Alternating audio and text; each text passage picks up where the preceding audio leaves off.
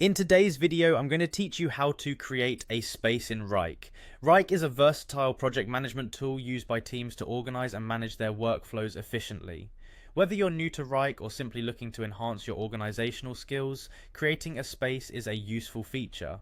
Let's dive right into the process. To get started, you'll first need to log into your Wrike account. If you're not already on the login page, head to the main Wrike website. You'll see the login button prominently displayed. Click on it to proceed. Once there, you'll have the option to log in using several different methods, but today we're going to choose the Google login option for convenience. Click on sign in with Google and then select the Google account you wish to use. It's likely one you're already signed into within your browser, which makes this step both quick and secure. After logging in, you'll be taken to your Wrike workspace. If you're already familiar with the layout, you'll know that the bottom left part of your screen is your main navigation hub.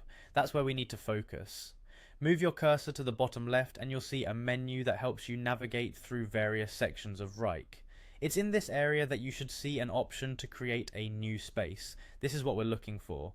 However, it's important to note a few things here. If you're using a free account in Wrike, you may not have the option to create additional spaces beyond what is preset. Free users typically have access to just personal and team spaces. This is a limitation designed to encourage users to upgrade to a paid plan if they need more flexibility with organizing their projects. If you do need more spaces than what is available in the free version, you'll have a couple of options.